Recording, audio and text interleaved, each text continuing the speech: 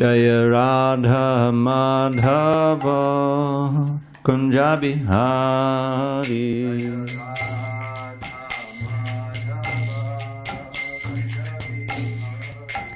Jaya Radha Madhava Kunja Bihari.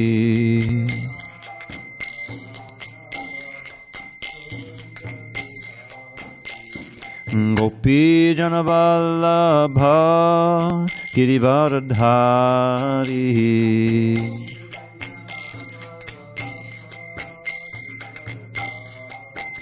Jaya Gopi Jana Vallabha Girivardhari.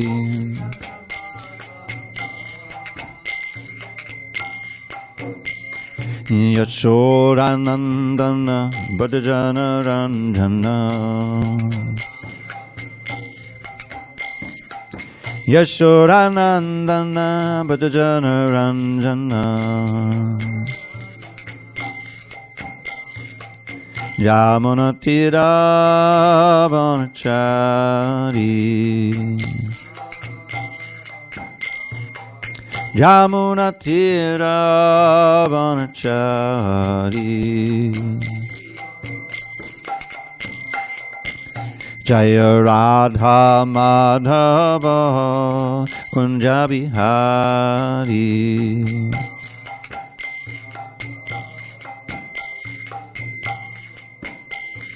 Gopi Jana Vallabha Girivardhari.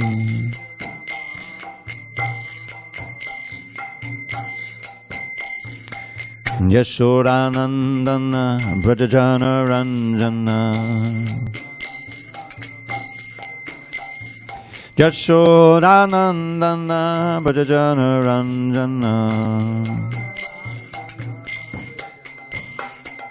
Yamunatira Vanachari. Yamunatira Vanachari. Jaya Radha Madhava Kunja Bihari.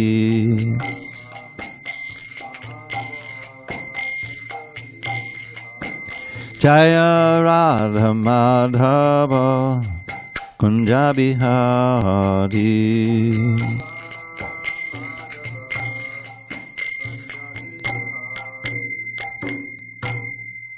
Jai Om Vishnupad Paramahansa Padavajikacharya Ashtottara Shri Srimad Divine Grace Srila A.C. Bhakti Vedanta Swami Prabhupada Ki Jai. ISKCON BBT Founder Acharya Srila Prabhupada Ki Jai. Jai Om Vishnupad Paramahansa Padavajikacharya Ashtottara Shri Srimad Divine Grace Srila Bhakti Siddhanta Saraswati Thakur Ki Jai. Ananta Koti Vaishnavinda Ki Jai. Nama Acharya Srila Haridas Thakur Ki Jai. Srimad Bhagavatam Ki Jai. Grantaraj Srimad Bhagavatam Ki Jai. Samaveda Bhaktivinoda Ki Jai. All glories to the assembled devotees. All glories to the assembled devotees. All glories to the assembled devotees. All glory to Shri Guru and Gauranga.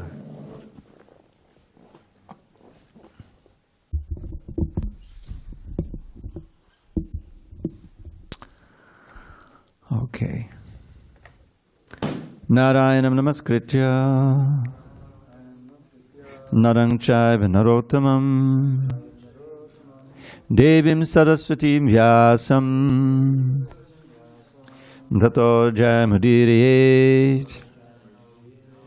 Before reciting the Srimad Bhagavatam, which is our very means of conquest, we should offer our respectful obeisances unto Lord Narayan, the Supreme Personality of Godhead, unto Narayan Rishi, the supermost human being, unto Mother Saraswati, the goddess of learning, unto Srila Vyasadeva, the author, and unto Srila Prabhupada, the translator, commentator, and our spiritual master. Aviral, can you get those curtains for me? Thanks. Nashtaprayesha Bhadreshu Nityam Bhagavat Sevaya Bhagavatyuttama Shloke Bhakti Bhavati Naishtiki by regular attendance in classes on Srimad Bhagavatam and by rendering devotional service to the pure devotee, all that is inauspicious within the heart is destroyed almost to nil, and loving devotion to the Supreme Lord, who is glorified in transcendental songs, is established as an irrevocable fact. Om Namo Bhagavate Vasudevaya. Om Namo Bhagavate Vasudevaya. Om Namo Vasudevaya.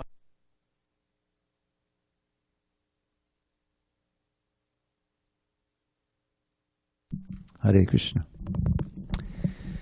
So on this first day of August 2024 in San Diego, we're reading from Srimad Bhagavatam, translation and commentary by His Divine Grace A.C. Bhaktivedanta Swami Prabhupada. Okay. Sorry, I forgot to record that. On this first day of August 2024 in San Diego, we're reading from Srimad Bhagavatam, translation and commentary by His Divine Grace A.C. Bhaktivedanta Swami Prabhupada. And we are in Canto 7, The Science of God, Chapter 10, Prahlad, the best among exalted devotees, text number 24. Okay. Shri Narada Uvacha Prahlado Api Tatha Chakre Pitur Yat Samparayikam Yataha Bhagavan Rajan Abhishikto Vijatibihi. Shri Narada Uvacha Prahlado Pitata Chakre Pituryat Samparayikam Yataha Bhagavan Rajan Abhishikto Dvijatibihi. Shri Narada Uvacha Prahlado Pitata Chakre Pituryat Samparayikam Yataha Bhagavan Rajan Abhishikto Dvijatibihi. Shri Narada Uvacha Prahlado Pitata Chakre Pituryat Samparayikam Yataha Bhagavan Rajan Abhishikto Dvijatibihi. Shri Narada Uvacha Prahlado Pitata Chakre Pituryat Samparayikam Yataha Bhagavan Rajan Abhishikto Dvijatibihi. Shri Narada Uvacha Prahlado Pitata Chakre Pituryat Samparayikam Yataha Bhagavan Rajan Abhishikto Dvijatibihi. Shri Narada Uvacha. No, Prahlado. Prahlado Pitata Chakre Pituryat Samparayikam Yataha Bhagavan Rajan Abhishikto Dvijatibihi. Anyone online? Okay. Shri Narada Uvacha Shri Narada Uvacha Prahlado Pitata Chakre Prahlado Pitata Chakre Pituryat Samparayikam Pituryat Samparayikam Jataha Bhagavan Rajan Yataha Bhagavan Rajan Avishikto Dvijatibihi. Abhishikto Dvijatibihi. With the words, Shri Narada Uvacha. Narada Muni said,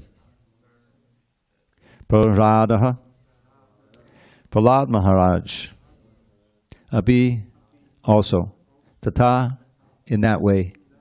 Chakre, executed.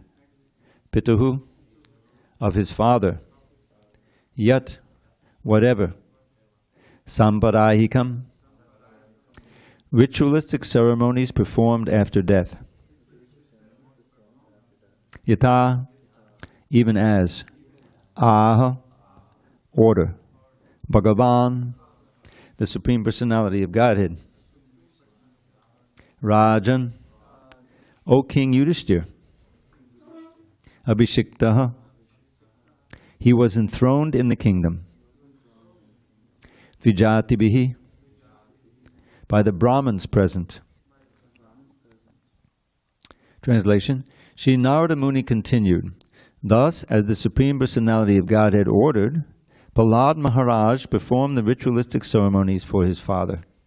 O King Yudhishthira, he was then enthroned in the kingdom of Hiranyakashipu, as directed by the Brahmins. Please repeat. Sri Narada Muni continued, thus, as the Supreme Personality of Godhead ordered, Prahlad Maharaj performed the ritualistic ceremonies for his father. O King Yudhishthira, he was then enthroned in the kingdom of Hiranyakashipu, as directed by the Brahmins. Purport.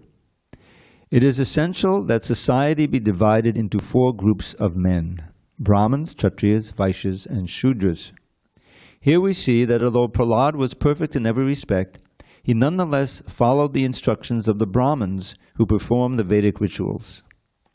Therefore, in society, there must be a very intelligent class of leaders who are well versed in the Vedic knowledge, so that they can guide the entire populace to follow the Vedic principles and thus gradually become most perfect and eligible to return home back to Godhead. Om Jnana Timirandasya Jnanandjana Shalakaya Chakshur Unmidatam Yena Tasmai Shri Gurave Namaha. I was born in the darkest of ignorance, but my spiritual master Srila Prabhupada opened my eyes with the torchlight of knowledge. I offer my humble obeisance unto him and all members of Sri Parampara, the disciplic succession.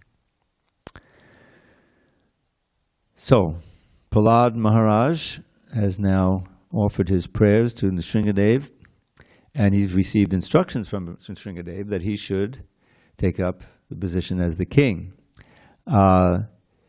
Just as with Dhruva, it's inconceivable situation where they're only 5 years old or so, and yet they lead the kingdom. When Dhruva came back, he was only gone for 6 months or something, right? And then his father had died, I think, because of a broken heart or something anyway, but he wasn't.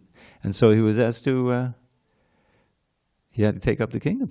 And for thousands of years he reigned in the kingdom. And here's Prahlad Maharaj, who, it's interesting that Prabhupada always refers to him as Maharaj, even when he's just a 6-year-old boy in the Gurukul. He's Maharaj. And here's why, because he is a Maharaj, very shortly now. And even though he seems to be quite young, he's still leading the kingdom.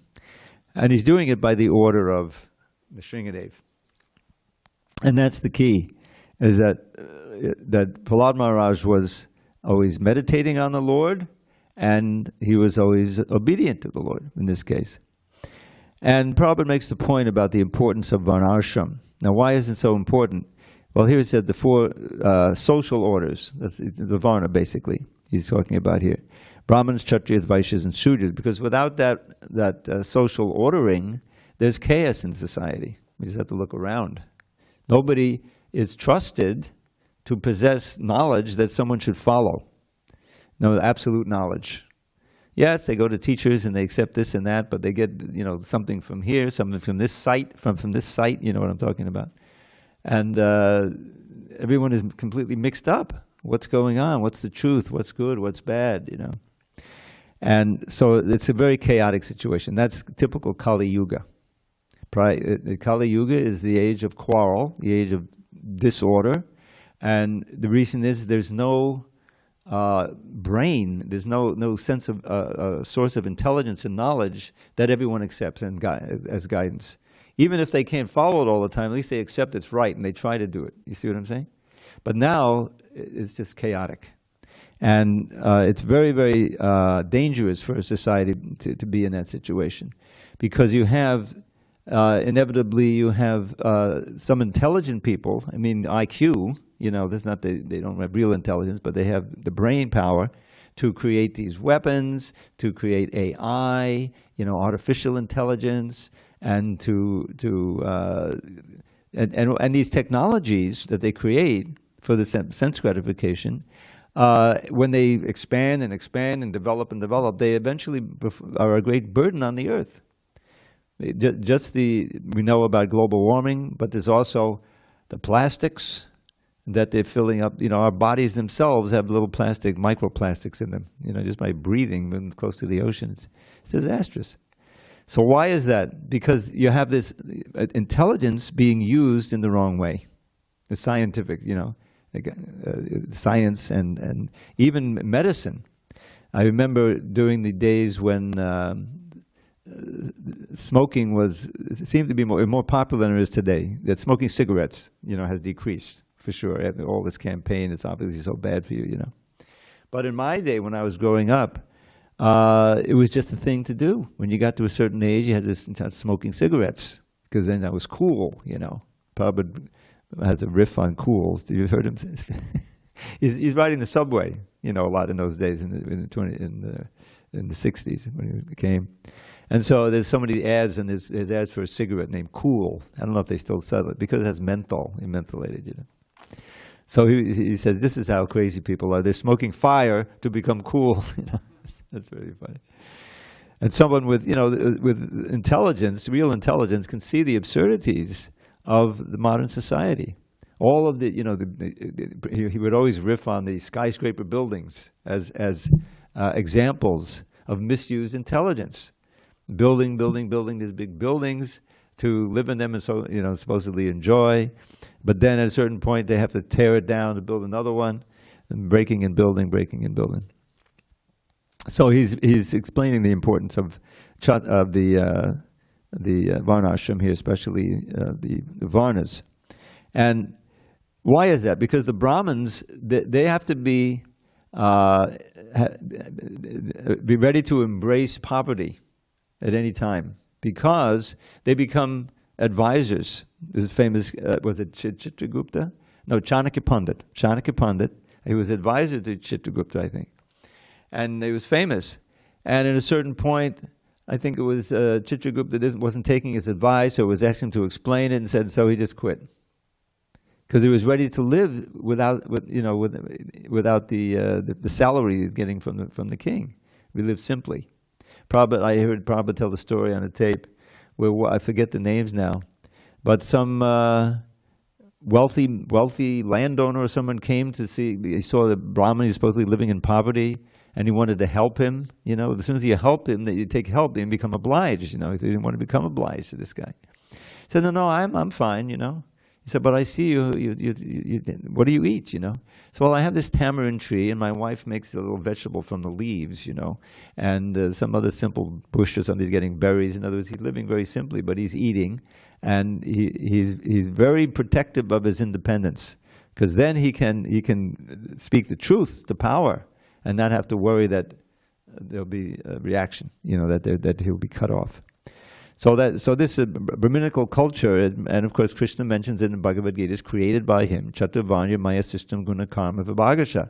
And Prabhupada, how many times did he emphasize that it has to be determined by guna and karma, I mean, qualities and activities, not birth, because it's been corrupted. You get the caste system in India where you take birth in the Brahmin family and you feel you can lord it over the untouchables and everything, you know, and it's all becomes corrupted like that. So the wealth of the Brahmins is austerity. We learned that. The austerity, living simply. When you read the Bhagavad Gita, and satyam, saucham, you know, all of the different qualities of the Brahmin, and the truthfulness and austerity, and of course being religious. So these are essential qualities that people should respect. And the Kshatriyas, you can see the Kshatriyas, they have so much power, they have so much money, they're skilled at fighting, and if they become corrupted, then we have, Krishna has to come eventually and wipe them all out, right? I'm reading the part of the Krishna book where he fought with Jarasandha and Kalyabana. You remember that? And so Krishna just ran from the battlefield, right? He ran in. And Jarasandha said, well, we've won now, so he quit. And Kalyabana ran after him. You remember, he had 20 million soldiers, and he figured, well, I'll catch him. You couldn't quite catch him because he was a Yavana. Goes up into the cave where Muchkund is sleeping. The pastime is very nice. So Krishna's, he's doing something. He's going to bless Muchkunda. So Muchkunda has to wake up for that. Get rid of Kalyavana at the same time. Hey, Haribo. Talking about how Muchkunda got woken untimely. You know what happened. So anyway, it's a wonderful pastime, and Krishna's, he's doing all these things, but he's very, when he's, settles into Dwarka, it has all the queens, and he's but he's very deferential to the Brahmins, right?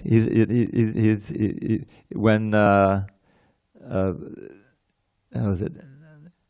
Yeah, I think when Sudama came, he bathed his feet, he bowed down to him. You remember when Sudama Vipra came to visit him, his old friend, very, very touching pastime. So this need for just the principle of a class in society who is knowledgeable, not just knowledgeable of some techniques or something, knowledgeable of the absolute truth. And they live their life according to that, they're examples, and they can give instruction to the society. They're compared to the brain, right? The Kshatriyas are the arms, literally they have the arms, and they have, and they're defending. Kshatriya means those who protect from harm. That's the little meaning of it. Brahmana is defined Brahmajani titi Brahmanaha. The little mantra. Janmana jayate shudra. Janmana jayate shudra. Samskarat bhaved dvija. Vedapatat bhaved vipra brahmajanaditi brahmanaha. So everyone's born a Shudra. But by the samskars, you become twice born, a vipra, right? You become purified. But Vedapatat bhaved vipra. By studying the Shastra, you become a vipra. But then when you finally know Brahman, you realize by your austerity in your practice, you can be called a Brahmana. So that doesn't mention, by birth, you're just a Shudra. But you have the Brahman, so-called Brahmins, that's all they have is birth in Brahmin family. So it's a corruption of Kali Yuga, again. So Prabhupada, you may not remember this, this became famous in the 80s, Prabhupada's statement that was quoted that I want to complete my mission by establishing Varnashram. He wanted his farm communities to be little examples for Varnashram. It didn't quite work out that way, partially because of the influence from outside. You have to have a school. You're educating these young boys, to take these roles in here. But it was hard for them to isolate and to not be affected by the outside world, because eventually, there's cell phones and all these things. So but there's a who is it? I forget the name now. He was a sannyasi who took it upon himself to dedicate his life to trying to establish these little Varnashram communities. And I think he's done some in different parts of the world, centered on cow protection and the whole thing, to show that there is an example. And Prahlad was perfect in every respect, but he followed the instructions of the Brahmins who performed the Vedic rituals. So it goes back to the previous purport with this famous verse, Yad yadatadati shestas tad tadevetaro jana sayat pramanam kurute lokas tadunavartate. That whatever action a great man performs, common men follow, whatever standards he sets by exemplary acts, all the world pursues. Now this word pramanam is so important. Pramana means exactly this, that either it's written Shastra or it's an actual example, but you take it as a source for what you're going to do. You see? Pramana, what is that verse? At the very end of the 16th chapter? Tasmad shastram pramanam te karya karya vastato gyatva shastra vadanoktam karma kartam iharasi. I always like to find these little lessons, in the books, in the Bhagavad Gita and the Bhagavatam. So this lesson begins a few verses before. Krishna has described the nature of the demons, all the qualities, and that they're cast by him down into the lower species, And he says, eventually he says, there's these three gates leading to hell. Trivadam nadakasedam dwaram nashanamatnaha kama kroras tatva lobas tasmareta tayam jajait. There's three gates leading to hell: lust, anger, and greed. The wise men give these up. Dwaram means a gate. Dwaram nashana kama tasmareta tayam. Therefore, you should give them up. Etad mukta konteya tamo dwarai chabirana acharat yatmanak shreyas tato yati param gatim. Those who have escaped these three gates, who are living a self-controlled life, then they perform acts for their own shreya. In other words, then they take up the sadhana by which they become more purified, you see. And ultimately they go to the final destination. You see, so Krishna is saying this is the way, by controlling the senses and doing what he described in different other parts of the Gita. And then you have these two verses that are quite famous. Yak shastra vinamutsaja bhartate kama karataha nasa siddhim abapnoti nasukam na param gatim. It's such a significant verse for us. But those who, now here's where he's first mentioning Shastra in the last two verses. The Shastra is essential. So he said, those who discard the Shastra conjunctions, Jak Shastra Vidhi. The Vidhi is the prescriptions, what you should do. The proscriptions are Vidhi and Nisheda. That's in another verse. But so scripture has both, but it's shortened as just a Vidhi. Shastra Vinamutsaja. Neglect them, just throw them aside. And then what to do?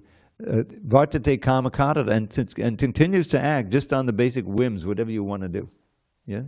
Then what's the result? Nasa siddham avaptoti, nasukam naparamgatim. Such a person does not attain perfection, does not attain happiness, and certainly doesn't go to the final goal, to the ultimate. So here is a warning. And then the last verse is very significant, the one I think I cited. Tasma, therefore, shastram pramanam te karya karya vavastito, gyatva shastra vidhanoktam karma kartam iharasi. So therefore, one should accept as evidence, the pramana word is there, what one should do and what one should not do. This is the whole thing. When you think about it, life is simply doing one thing and not another. At a certain point, you decide to come to the temple. All right, I have to get into the car. And if I'm going to use the car, I have to start the car. So you're doing one thing and you're not staying at home. So we're all doing that. So to determine what to do and what not to do, one has to consult Shastra and accept it as evidence. Okay, Shastra says to do this. I'm not used to doing that. It sounds like pretty austere, but I want to do it because I want to go to the ultimate goal. So, karya karya vavastito. And knowing those injunctions of Shastra, one should act and refrain from acting according to those rules as a matter of duty. Karyam is a duty. In other words, no one begins this process of devotional service spontaneously attracted to perform all the austerities and to give up those things that you've been so attached to.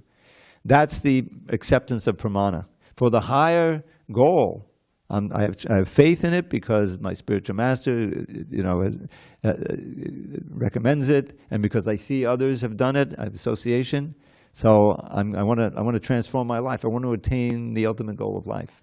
Okay, then you have to accept this as a matter of duty. Duty means something you accept by a higher authority, which you're not spontaneously attracted to do. They try to say, oh, you have a duty. In my day, when conscription was there, drafting, draft board, Prabhupada was very aware of that. Some of his disciples, Achyutananda went to India to escape the draft. He was the first devotee to go to India. That was his main reason of going, turning 18. Can you imagine? I mean, just think about it.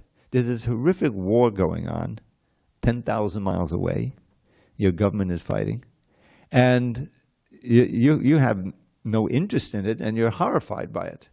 There doesn't seem to be any national reason for doing it, But that's the threat you're faced with. And so in my generation, some escaped to Canada. They would get refuge in Canada. Others would just turn in their draft cards and go into hiding or something, you know. And the various ways devotees got out of the draft when they were drafted. I think Tamal Krishna Maharaj is famous for taking these small Jagannath deities with him, and when he's sitting across the chest, the desk, the guy's interviewing him, I put the Jagannath deities down on the desk, started worshiping them, bowing down, sitting down, chanting. In other words, oh, this guy's crazy. He can't be in the army like that, you know. So that the various devotees did that, and Chutananda left. So that's the sign of a society that's in disarray. When you have the government, you know, which is authority, wanting you to do something, there's no good reason for it. It's not a religious war. The Kshatriyas, they welcome the fights because they're, you know, righteous battles, apparently, anyway. This was appeal to Krishna when he was talking to Arjuna at the beginning of the Gita. Happy are the Kshatriyas who get such a battle unsought, you know. You're doing it for me. You're doing it, you know, you're in the right, obviously. The Pandavas were on the right side. So anyway, so that Prabhupada's mission, you know, all his time spent, you know, and effort writing the books, getting them published, and pushing his devotees to distribute them, so that there would be a brain, there would be some kind of influence on the intelligence of those who read the books, and especially those who followed them and became devotees. And there could be an example. There can be an example in society of those who are living a righteous life in devotional service and very simple life. They were not dedicated to accumulating all this wealth and dominating others, all kinds of things. You know, simply living a life of devotion and being happy doing it. I mean, this was the you know, main attraction. Devotees saw that, oh, these devotees are very peaceful and happy. How are they doing it? Rather than, you know, seeing through the eyes of some you know, ignorant thing that they read somewhere. Oh, they must be brainwashed, you know. And so there was a whole era of the deprogramming. You probably heard about it, where they tried they kidnapped devotees and they wouldn't let them chant, and they would force them to eat meat. It was just horrible. But then there came a point where there was a case in New York, and one of the defendants was Ādi-puruṣam, Swami, who was in charge of the New York temple. And the judge, you know, we had all these witnesses. We had character witnesses, and I forget who it was. And the judge declared, no, this is a bona fide religion. This isn't some cult. This Hare Krishna religion, you know, it's coming from India. He was receptive to the arguments. And it was in the New York Times, and Prabhupada he was in India, I think it was in Mayapur when he saw it. When he saw the headline, Hare Krishna is a bona fide religion or something like that, that, oh, now my mission is successful. You know, it had been recognized by the paper of record. He knew how important the New York Times was and how New York. So then, soon after that, then the program is set back because they got accused of kidnapping, and they were in it for the money. I said, "Oh, this isn't worth it." So it kind of died out, you know. But the point is, in a society like modern society, it's always a battle. I mean, you think about it. It's a battle to establish the scriptures Prabhupada gave us, the Bhagavatam, the words of Srila Prabhupada, as something that carries weight, something that should be listened to. In other words, authoritative. That's the whole point. And in our own lives, it behooves us to study the books Prabhupada gave, study the Shastra, and try to embrace the instructions there, and you know, increase our determination to become saved ourselves and to save others from the craziness of, you know, advanced Kali Yuga, even though it's only 5,000 years in out of 200. What is it? 400. How much? 432,000 years. I always say, how is this going to go on for another 427,000 years? It looks like it's about to blow up any day. But whatever it is, we can give our whole effort for that. So, if there's no discussion on that, I'm going to Read another verse. Text 25. Pasada sumukam drishtva brahma naraharim harim studva vagbi pavitrabhi praha devaribhi vrataha. Lord Brahma, surrounded by the other demigods, was bright-faced because the Lord was pleased. Now don't forget the situation.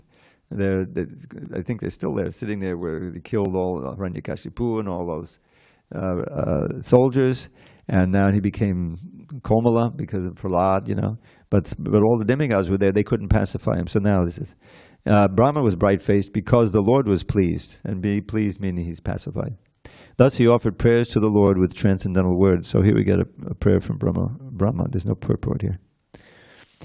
Brahma vacha deva deva kiladyaksha bhuta bhavana purvaja dishya te nihitak papo loka santapano suraha. Lord Brahma said, O Supreme Lord of all Lords, Proprietor of the entire universe, O Benedictor of all living entities. That one has to be, that was fixed, I'm sure. Benedict can't be a verb, although it seems we need it, but O Benedictor of all living entities, O original person, Ādi-puruṣam, because of your good fortune, you have now killed this sinful demon who was giving trouble to the entire universe. Purport: the word purvaja is described in the Bhagavad Gita 10.8. Aham sarvasya prabhavo mattak sarvam pravartate. All the demigods, including Lord Brahma, are manifested from the Supreme Personality of Godhead. Therefore, the original person, the cause of all causes, is Govinda, the Ādi-puruṣam. Okay, so this is, of course, the first line of the first verse of the 4 essential verses in the Bhagavad Gita. And those who are interested, we're just coming up on that in the evening class. We're in the middle of the beginning of the 10th chapter. We're coming up on this 8, 9, 10, 11, which is so essential. And Prabhupada quotes the first line here. This word purvaja means born before, or existing before. Proprietor, or benedict of all living, or original person, Ādi-puruṣam. So that Prabhupada would always emphasize that, you know, the need of finding the original, the origin of everything, and that he's a person. Isn't that what the first the first sutra is in the Vedanta Sutra? Tato Brahma Jigyasa. One has to be curious and inquire into Brahman, which is defined in the next sutra as the origin of everything. And the Adi, Janmadi Asya Yataha, includes maintenance and destruction. So you're looking for that's what absolute truth means. The source of everything, and he who maintains everything and ultimately destroys everything. So that's Krishna, and there's incarnations also. He does that also. Here is in the Shringadev. Ādi-puruṣam. Yo saulabdavaro matto navadyo mama srishtibihi tapo yoga balon nadha samasta nigamanahan. This demon, Hiranyakashipu, received from me the benediction that he would not be killed by any living being within my creation. With this assurance, and with strength derived from austerities and mystic power, he became excessively proud and transgressed all the Vedic injunctions. Dishya tattanayak sadhur mahabhagavator bakaha tvaya vimochito mitro dishya tvam sammito duna. By great fortune, Hiranyakashipu's son, Prahlad Maharaj, has now been released from death. For although he is a child, he is an exalted devotee. Now he is fully under the protection of your lotus feet. Etad vapuste bhagavan dhyayatak paramatmanaha sarvato goptra santrasan mrityur api jagang sataha. My dear Lord, a Supreme Personality of Godhead, you are the Supreme Soul. If one meditates upon your transcendental body, you naturally protect him from all sources of fear, even the imminent danger of death. So I'll just read this purport and then we'll end. Everyone is sure to die, for no one is excused from the hands of death, which is but a feature of the Supreme Personality of Godhead. Mrityu sarvaharashchaham. When one becomes a devotee, however, he is not destined to die according to a limited duration of life. Everyone has a limited duration of life, but a devotee's lifetime can be extended by the mercy of the Supreme Lord, who is able to nullify the results of one's karma. Karmani nirdahati kintu cha bhakti bhajam. Who recognizes that line? You know? That is from the Brahma Samhita. Is describing how Yastvindra Gopa Madhavendra Mahosa Karma Bandhana Rupa Palabhajana Matanoti. From Indra, Lord Indra, down to the Indra Gopa germ, all are suffering their karmic reactions. But Karmani Nirdhati means completely burned up. Bhakti Bhajam, those who are devotees in worshipping Govinda with the heart. This is a statement of Brahma Samhita 554. A devotee is not under the laws of karma. Therefore, even a devotee's scheduled death can be avoided by the causeless mercy of the Supreme Lord. God protects the devotee even from the extreme danger of death. Oh, this is very encouraging. Hare Krishna. Okay, any final comments or questions, locally or remotely? Okay. Well, then let me at least give you a little poem. It said something, there's a little phrase in Sanskrit, one should end with something sweet. So first of all, every day we sing this Govinda prayers, the Jaya Radha Madhava. And one of the lines is Gopi Jana Vallabha. Now we know what that means, right? What does Vallabha mean? Dear. Yes, he's dear to the gopis, his beloved. The double L sound in Sanskrit, some of the sounds they have are said to have certain effects, raise certain emotions. Like for Nrsinga's prayers, you sometimes in other, not so much in the Bhagavatam, but you'll have chicka-ticka-ticka tongue, these type of things. He's cutting up the demons, they sound, And as I pointed out before, the ND sound, as in the word Ananda or Nanda, is meant to evoke transcendental bliss. Nanda Nanda Padada Binda Yosyandamana Makadanda Binda Vasindava Padamasauki Sampadam Nandi Yanda Vidiyam Mamanisham. You hear all the NDs in there? It's a prayer to Nanda Nandana. Oh Nanda Nandana, your lotus feet, Padada Vindayo, Syandamana Makadanda Bindava. There are little drops of honey oozing from the lotuses of your feet, you see? But they're not little drops. Bindu, they're rather sindhus, oceans. Sindhava Padamasauki Sampadam, possessing the abode of the highest happiness. Please, Nandi Antavidiyam, day and night, always let me relish the pleasure of serving your lotus feet. So, just the reason I'm pointing out is that the double L sound is evocative of the conjugal ras. So that's why you go Vijnana Vallabha. So here's a verse for you. I hope I don't get in trouble for giving you this verse. How's it go? See, I'm getting in trouble, but that's why I can't remember it.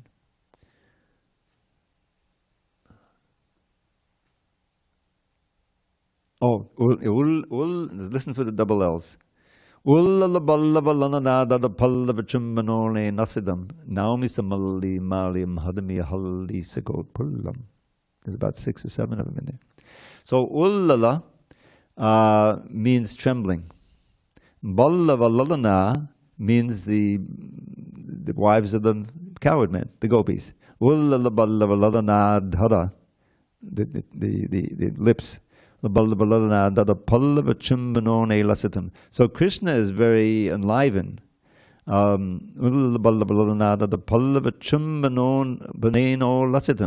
they're kissing him with their lips, he's very enlivened and he's excited. Naomi,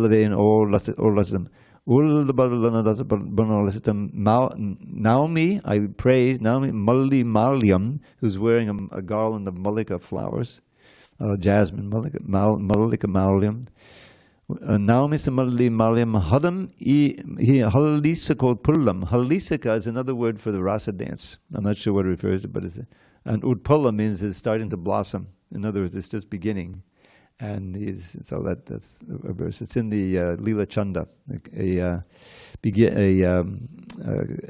summary of Krishna's Vrindavan Leela by Rupa Goswami, and all kinds of wonderful verses. So I thought I'd end with something sweet. That's what could be sweeter than that. All glories to Srila Prabhupada. Hare Krishna. Sorry if it's a little ragged. He asked me